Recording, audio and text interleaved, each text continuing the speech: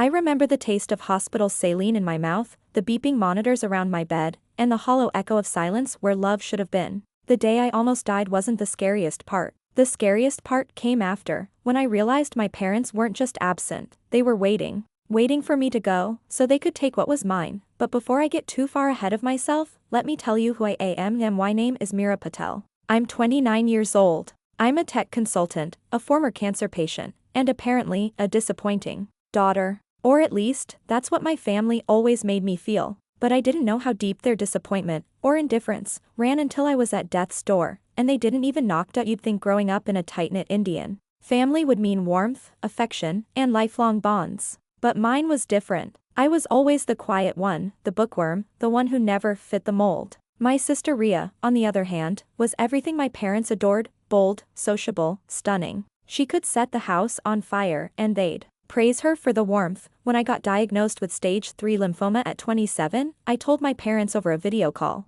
They blinked, nodded, and said, "You'll be fine." Then the screen went dark. No follow-up, no check-ins. Just a single message 2 weeks later asking if I paid my own hospital bills. I thought maybe they were in denial. Maybe they didn't know how to cope. But denial doesn't last a full year, especially not when your daughter is literally fighting for her life. When I lost my hair during chemo, I sent my mom a picture. She left it on scene. When I was hospitalized after collapsing, alone in my apartment, I called my dad, crying in fear. He declined the call. I should have stopped hoping then. But some tiny piece of me kept believing they'd show up, until the day a nurse told me someone had come to see me. I sat up in my hospital bed, eyes wide, breath short. I thought, finally, maybe mom or dad had changed their mind. Maybe they came to hold my hand. But the nurse frowned. "Oh, never mind," she said awkwardly. "They just dropped something off and left." It was a cheap fruit basket. The card just said, "Best of luck, the Patels."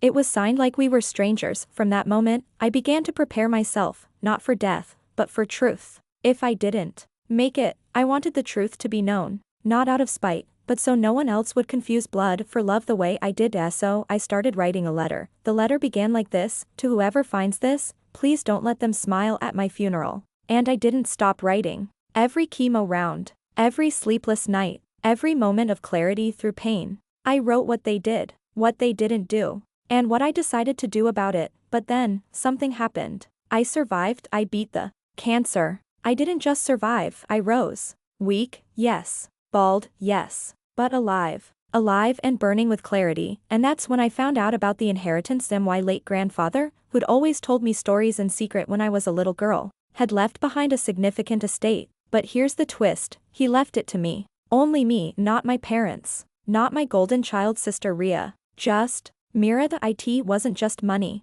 It was land in Hyderabad. It was his antique collection, his apartment in Mumbai, his stocks, his life's work. He had disinherited my parents quietly, trusting me to carry on his legacy with heart. He saw me. He always had, but the will had a catch. If I passed away, everything would revert to my next of kin. And suddenly, my parents became very interested in me. They didn't know I had recovered. My lawyer, bound by confidentiality, hadn't updated them. They thought I was dead, or dying, which explained why they showed up, grinning like vultures, at my old apartment 3 months after my last chemo session, holding hands with my sister. "We're so sorry about Meera," they told the landlord. "We're here to take care of her affairs." I watched the footage later. My landlord had a security camera by the door. Rhea even wore white, as if she were playing the part of the grieving sibling, but I wasn't in the ground. I was watching, breathing, planning. That letter I had written while dying? I wasn't done with it. So I called my lawyer. I told him I wanted the inheritance transferred to a foundation in my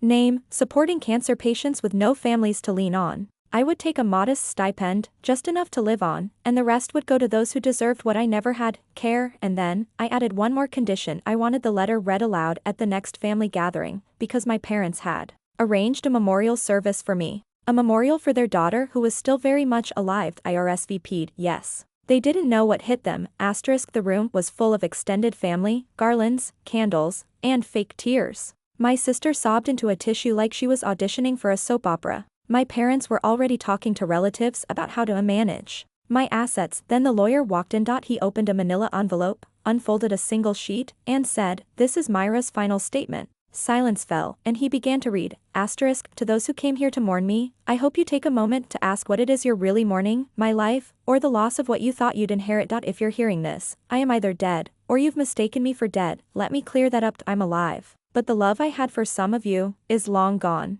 Gasps spread like wildfire. My sister's face drained of color. My parents froze. To my parents, I fought for your attention. I begged for your comfort. I almost died waiting. But you didn't come. Not when I cried. Not when I bled. Not when I needed you most. You showed up only when there was something to gain. You left your daughter for dead and came back for her things. People began to whisper to my sister, I know you were always the favorite. I made peace with that, but I never thought you'd stand beside them while they erased me. That you'd wear white and call it grief. You didn't lose a sister, you abandoned her. By the time the letter ended, there wasn't a dry eye in the room, but not for the reasons they hoped then. Just as the silence began to deepen, I walked in O'Hare. No makeup, but stronger than I'd ever been. The entire room turned to me like I was a ghost. My mother clutched her chest. My father's mouth opened like a fish. Rhea dropped her tissue. I looked them in the eyes, and said, you should have loved me while I was still dying. That day, I didn't just reclaim my life, I rewrote it. 2 years later, my foundation, Letters for the Living, has helped over 300 cancer patients with no families, no support, and no hope.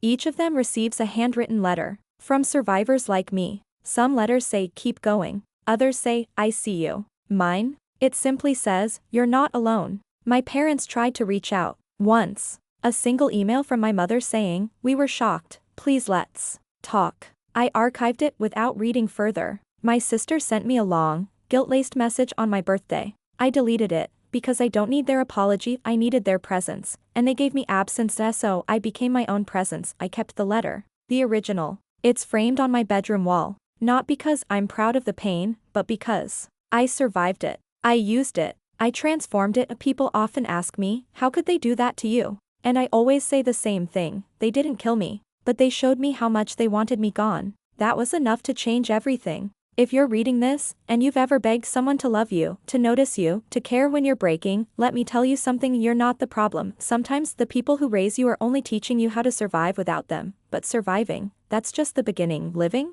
That's what you do after they stop looking. And if you've ever had to write a goodbye letter that no one cared to read, just know someone out there, like me, is writing back, and this time, we're the ones who walk in alive. As I stepped outside that hall, leaving behind the shocked faces, the wilted garlands, and the echoes of gasps, I felt something I hadn't felt in years, freedom, not the kind you read about in books or hear in motivational speeches. This was raw, soul-deep freedom. The kind that doesn't come from breaking chains, but from realizing you were never the prisoner. You were the one holding the key all along. The days after the memorial were quiet, peaceful, even. I waited for backlash, a dramatic family scandal, angry messages, or perhaps another fake fruit basket, but all I got was silence, and it was glorious. The silence, once deafening, now felt like a song I could finally dance to.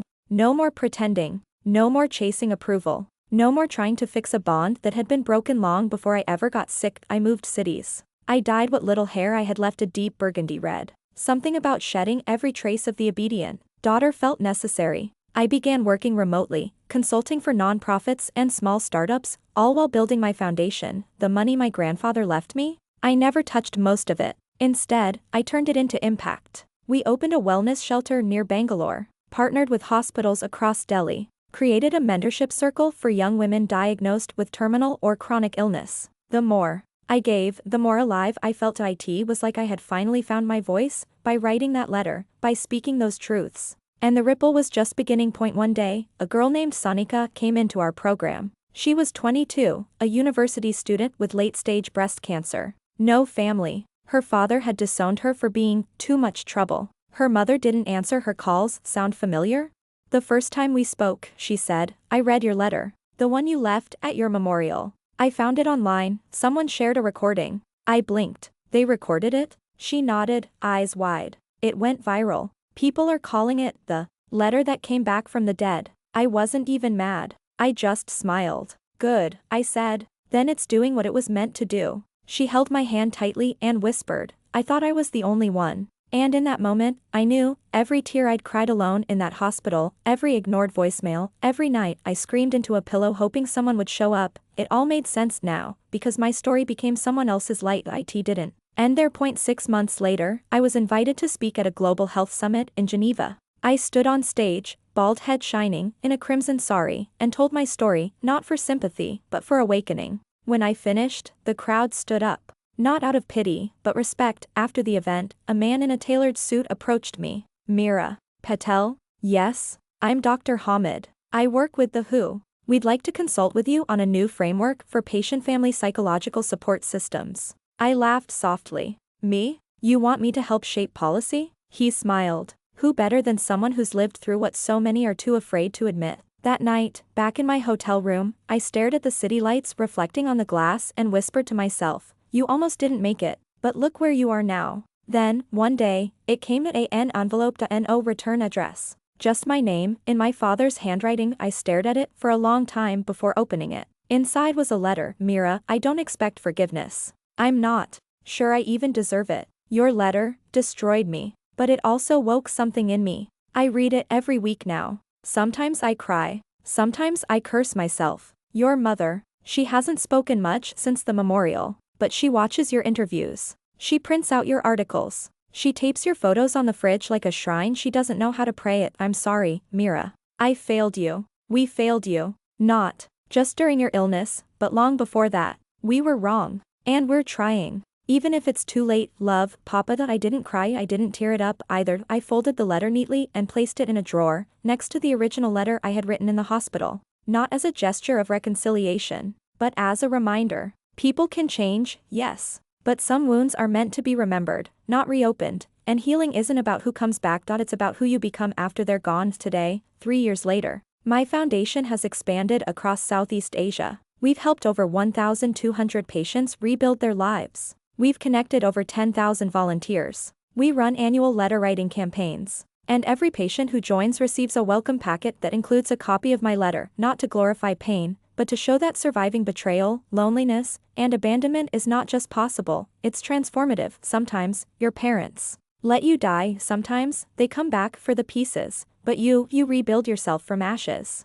You rise. You lead. You become the fire they never expected to survive, and you write a letter not for them, but for the ones who are still waiting to be seen. There are days when I still feel it, the weight of the silence, the sting of their absence. Healing isn't a straight line. It winds like a scar, invisible, sometimes tender, but proof that the wound closed. One evening, I found myself sitting on my apartment balcony, watching the monsoon clouds roll across the horizon. A hot cup of chai in hand, a soft cotton shawl around my shoulders. I wasn't thinking about pain. I was thinking about peace. That's how I knew I had made it through, not because I was famous, or because strangers admired my strength, but because I could finally sit in silence, and not feel alone. That week, I received a letter from a woman named Lena in Chennai. She had lost her daughter to cancer at age 16. I didn't know how to be there for her, she wrote, but after reading your story, I finally found the courage to grieve and to do better, for others, if not for her. Her words hit me differently. I had written my letter out of anger, out of heartbreak, out of survival.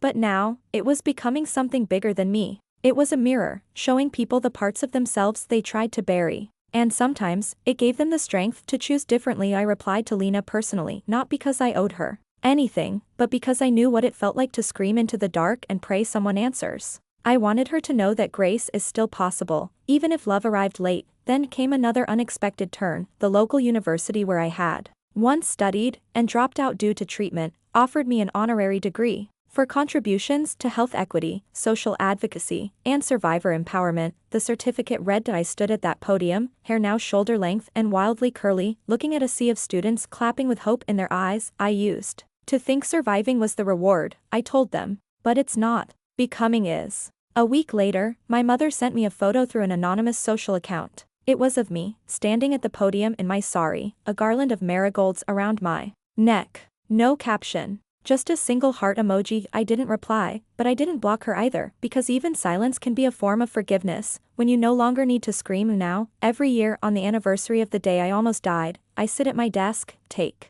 out my favorite pen, and write one letter, not to my parents, not to my sister, but to the girl I was, lying in that hospital bed, begging for love. Dear Mira, you made it. They didn't come, but you did. You held on. You cried, but you never let go. You thought you were dying, but you were being reborn. Not everyone gets a second chance. But you did, and you turned it into something they couldn't touch. I am so proud of you. love, Mira, that's how I end every letter to myself, and sometimes, when I'm mentoring a young survivor who's lost everything, I ask her to write a letter too. Not to her family, not even to her future, but to herself, because the person we need most, especially in our darkest moments, isn't someone from the outside, it's the version of us who never gave up. So yes, my parents let me die, they let go when I was drowning. They stayed silent when I screamed. They mourned my things, not my breath, but I left them something stronger than silence. I left a letter, and that letter spoke louder than all their years of quiet. Now, I write for the forgotten. I stand for the abandoned, and I remind every soul who has ever been left behind, you are not your rejection, you are not their absence, you are your resilience, you are your own miracle, and if no one shows up, then you walk in anyway. Last spring,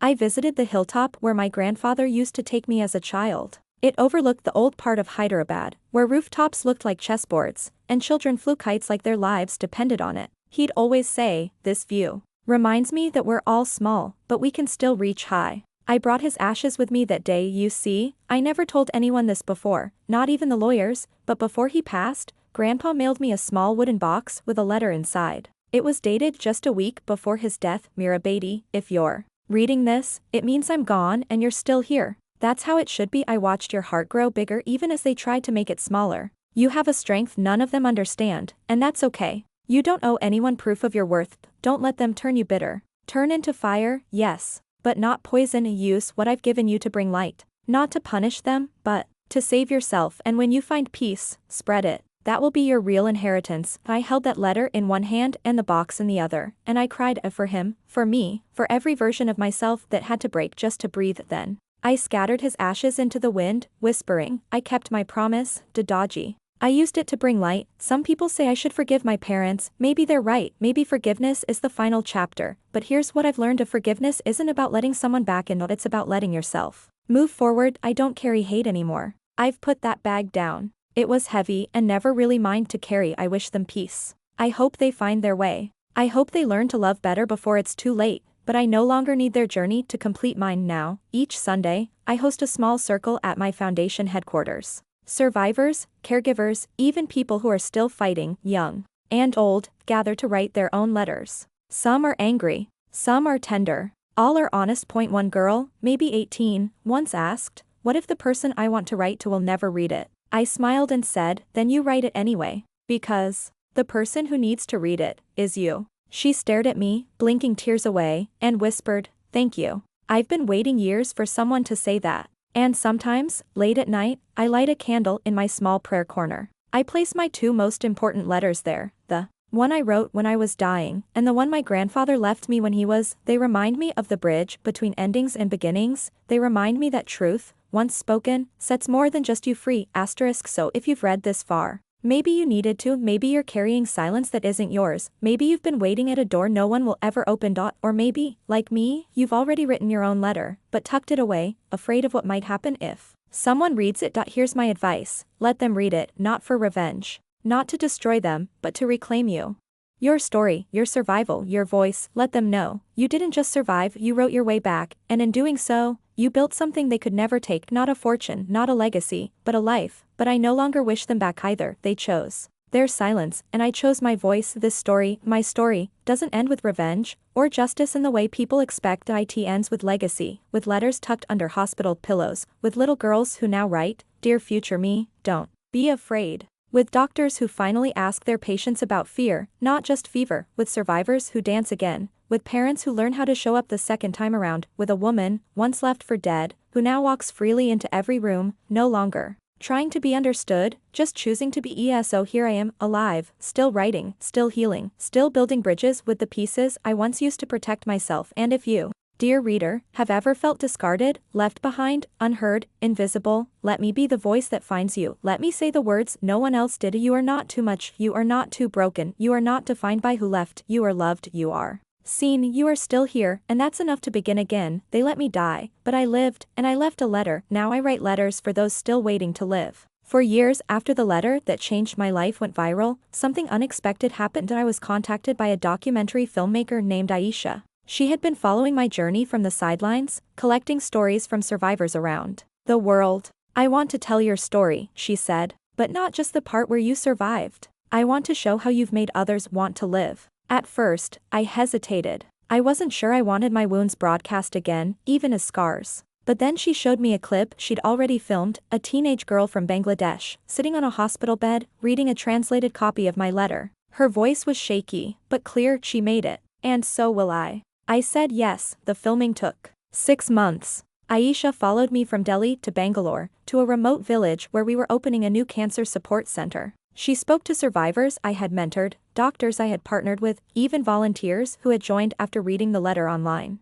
Each person held a thread in the fabric of a story I hadn't realized had become so much bigger than me. The documentary was titled The Letter That Lived. When it premiered at an international human rights film festival, I sat in the back row, heart pounding. The screen came alive with images of hospitals, support groups, lanterns, and handwritten letters hung like prayer flags, and then, my voice a reading. The letter again, not from paper this time, but with strength in my eyes, and no tremor in my breath. When the lights came back on, people didn't clap right away. They stood, some crying, some holding each other, some just silent with knowing that a woman in her 60s came to me afterward. My daughter didn't survive, she whispered, voice breaking. But your letter, it made me want to live. Thank you. It was in that moment I understood fully, and my survival was never just for me. The foundation grew faster than I'd ever planned. We launched an app of Letters for the Living, where anyone in the world could send or receive a letter anonymously. We partnered with therapists, palliative care units, and shelters. People began submitting letters from over 40 countries. One boy from South Africa wrote, "My mother left when I got sick. But I read Myra's words and realized I'm more than the people who walk away."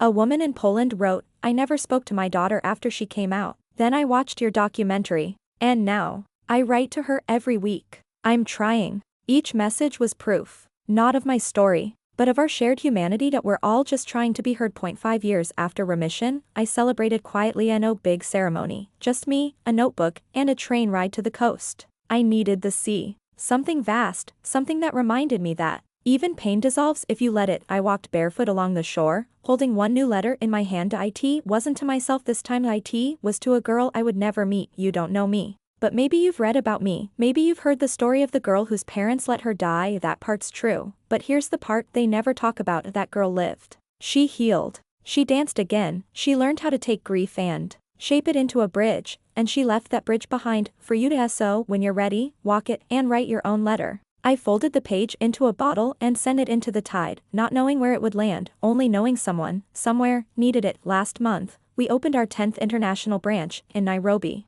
I couldn't travel for the ceremony, but I sent a live message that was projected on a large screen under the stars. There were fairy lights strung through the trees, survivors wrapped in blankets, and a quiet reverence in the air. I looked into the camera and spoke from the heart. They called it a sad story, a tragedy, but it wasn't. It was a beginning. The day I was left behind was the day I learned to carry others. The day no one showed up for me was the day I learned how to show up for the world. Now, I no longer count the years by how long it's been since the hospital. I count them by how many letters we've received, how many hearts have been touched, how many people dared to speak. Some days, I sit in my garden, reading from a thick binder of printed letters we archive. They come in all languages, some typed, some written in trembling hands. Point one, in particular, always brings me back to that first hospital bed. It's written by a child in hospice care. "Dear world, I know I might not be here long, but please remember me as someone who felt love at the end. Because someone named Mira wrote me a letter, and it said I mattered, and that made all the difference.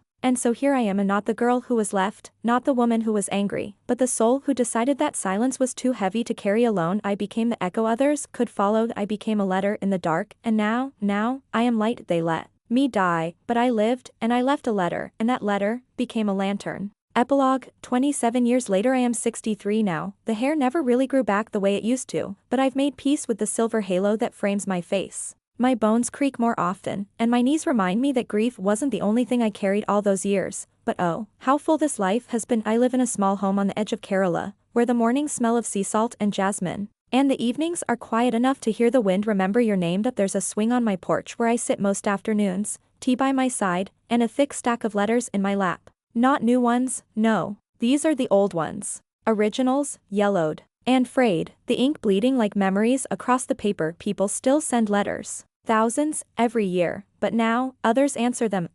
You see, I no longer run the foundation. I passed it on 3 years ago, to a young woman named Zara, a survivor of childhood leukemia and a poet of breathtaking empathy. I met her when she was 17. Now she's 36, a mother, a healer, a storyteller. She calls me Amama, even. Though we're not related, she says, you wrote the first letter. I'll write the 1,000th. And she has to in every corner of the world. There are now letter hubs. Safe spaces where strangers can write the truth and find a reply. From Jakarta to Johannesburg, Lima to Lahore, small paper lanterns are lit each night for the ones who were forgotten, and no one is forgotten anymore. Just last week, a girl from Brazil sent me a video message. She was standing on a rooftop, her shaved head gleaming in the sun, holding a piece of paper to the camera. I was going to give up, she said, tears streaming down her face. But then I read your letter. I memorized it. I said it out loud every night. And now, look at me. She spun in a small, joyful circle. I'm still here.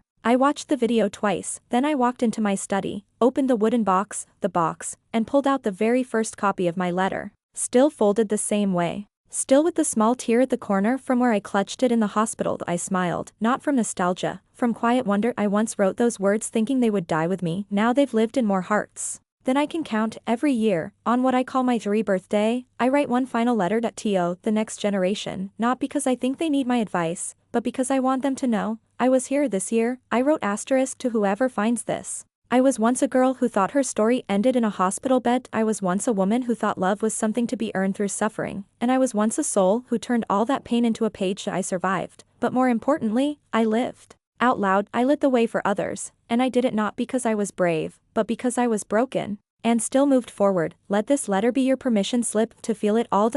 Speak anyway.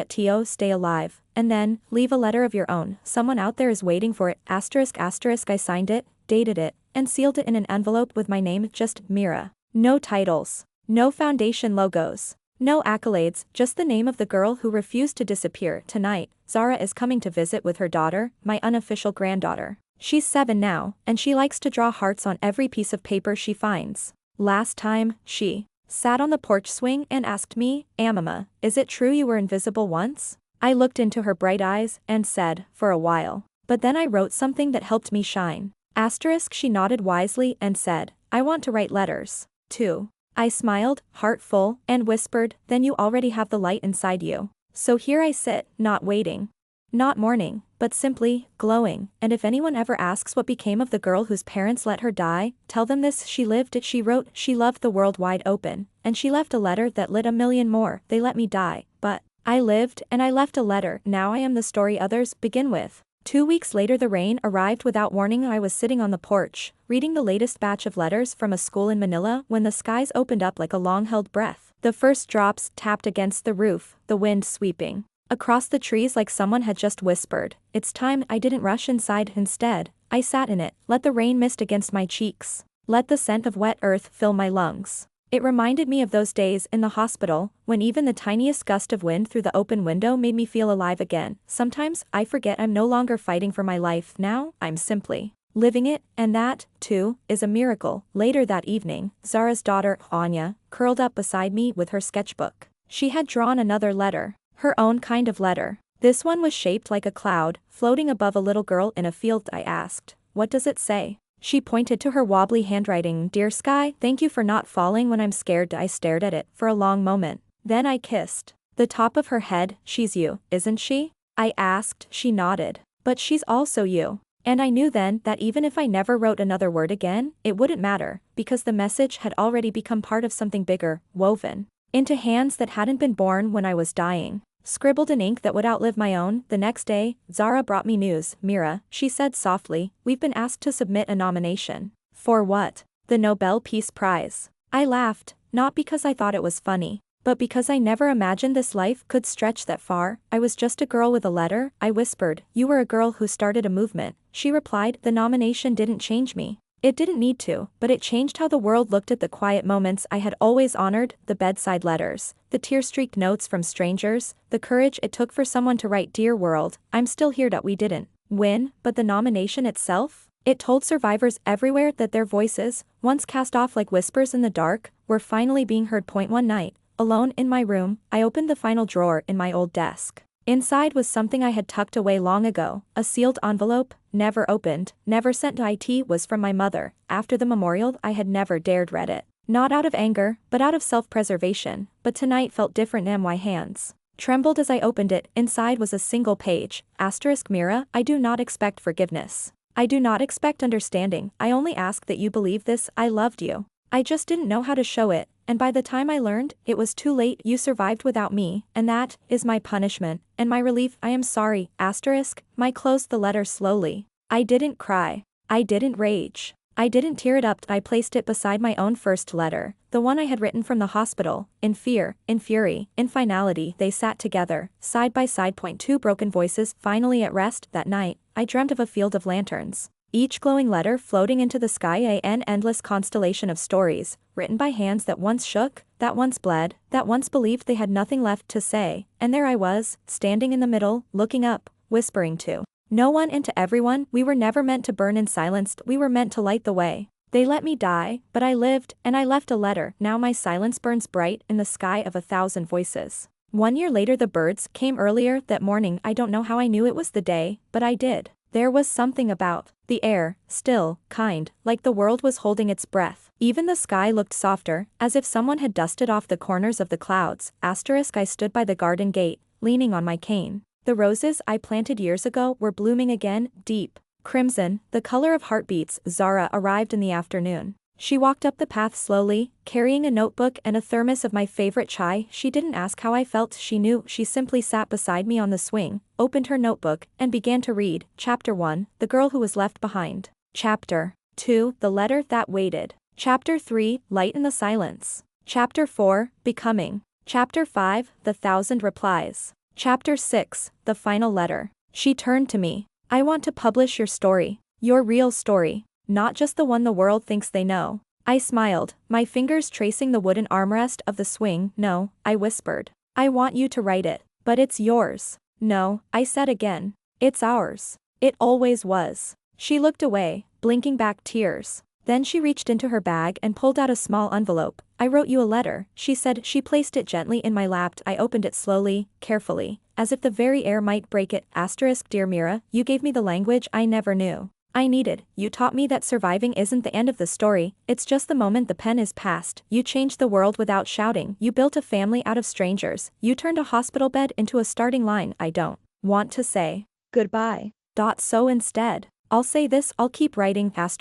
Zara. I folded the letter and held it close to my chest. No words. Just breath. Just memory. Just love. That evening, I sat by the window, light pouring across the floor like golden silk. I watched the shadows stretch across the garden one last time, and I wrote one final letter, to the reader. If you've made it this far, thank you, not for reading my story, but for carrying it. I was once left behind, I was once silent, I was once afraid to be remembered, but look, you're here. You read the words I almost never wrote. You became part of a circle I once thought would never close. I may not be here tomorrow, but you are, and if you're reading this with a heart that's been broken, or a voice that's been quiet for too long, pick up a pen, write something true, tell someone you're still here, because you are, and that is enough. Always. Mira. I placed the letter in an envelope. I wrote one word on the front, begin, and I left it on my desk. 3 days later the porch was empty, the roses still bloomed, the house was quiet, but inside that stillness, something remained, an echo, soft but certain, like a whisper that outlives its speaker. Zara found the final letter.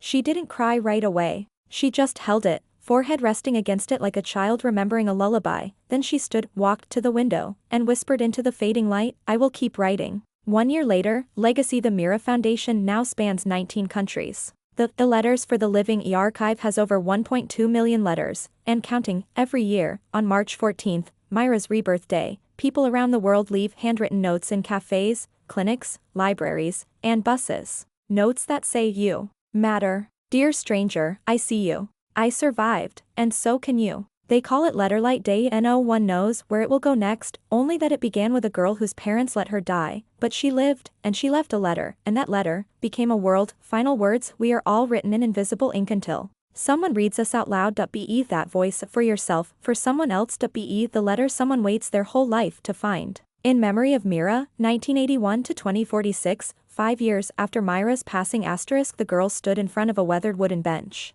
under a tree that Mira once loved. She had never met Mira. Not in person. She only knew her through letters, scanned, archived, quoted in articles, printed in books. But to her, Mira was more than real. Mira was the reason she was still breathing. Her name was Alina. She was 23 now. 5 years clean. 4 years since her last suicide attempt. 3 years since she left the abusive home that told her she was worthless. She clutched a folded paper in her hands, then slowly, she slipped it into the small iron mailbox labeled, "Letters for Mira." It didn't go anywhere. Not anymore. But people still came here, to this old coastal house in Kerala, now a memorial garden and writer's retreat. Zara said it best. Mira's mailbox isn't for mail. It's for meaning. Alina sat on the bench for a long time, letting the wind push through her hair, watching the world sway gently. And then she did something she hadn't dared do for years. She opened her own notebook, and she began to write, "Dear girl who wants to disappear, I know what you're thinking. I know the darkness, the silence, the ache, but I also know this, someone out there made it. Someone survived being discarded, unseen, unloved. Her name was Mira, and because she stayed, so did I. So now, I'm staying for you." She tore the page, folded it carefully, and tucked it under the stone that read Mira, a voice. Light. Letter. Then she smiled, not because she had healed, but because she was healing, and that was enough. Zara's journal entry 2201 *. It's been 5 years since she passed. Still, I hear her voice in every letter. I see her reflection in every girl who writes to be heard. Today, a group of students from Sweden visited. They had read about Mira in their literature class. One of them said, "I didn't know stories could save lives." I told her, they can, if they're true. The 10-year gathering, Letterlight Day. The lanterns floated higher this year. Over 3,000 people gathered around the world to release paper lanterns into the sky, each with a letter attached. One was written by a man whose wife died from cancer. One by a trans teen whose parents stopped speaking to them. One by a nurse who finally allowed herself to cry after years of holding it in. All of them said, in their own way, "I'm still here because of her." And in every flicker of flame, in every letter soaring into the night, Mira's light danced, not because she lived forever, but because she made others want to. A letter found in an old bookstore. 2048 tucked inside a first edition copy of The Letter That Lived was a small handwritten note. To the one holding this book, "I don't know your name, I don't know your pain, but I know that you're holding something powerful and not just a story. A map. A reason. A door. Walk through it. Write something back. Live. Louder. No signature. Just one word written at the bottom. Mira, final reflections, Zara's farewell speech. She didn't leave behind an empire, she left behind a language. One we now speak in hospitals, in courtrooms, in broken homes, in quiet journals. She taught us that survival is not the end, it's the pen being passed. So take it right, and when you do, say her name, not in mourning, but in motion. The very last letter written by a young girl in Tokyo, age 12, found tucked inside her school bag. Dear Mira, I don't know why I feel so sad all the time, but I read your story. I read it twice. I want to be like you. I want to grow up and help people not feel this way. I wrote my first letter today. My teacher cried when she read it. Thank you for writing yours. And so it continues. They let her die, but she lived it. She wrote a letter. That letter turned into 1,000 letters. Those letters became lanterns. And now, they are lighting the whole world. 25 years later, the Mira Archives, Global Healing Institute, Osloits. Snowing lightly outside, inside the towering glass building nestled at the edge of a forest, students from 14 countries walk slowly through a quiet exhibit hall. They're not looking at artifacts of war, politics, or power. They're looking at a pair of worn slippers. A hospital bracelet. A scanned copy of a handwritten letter dated 2021. A chair with frayed cushions, the one Mira used to sit in as she wrote to people who would never meet her, but who would never forget her. A tour guide leads them to the next room, where a giant digital screen lights up with a single sentence that fades into view. To live out loud is the boldest form of healing.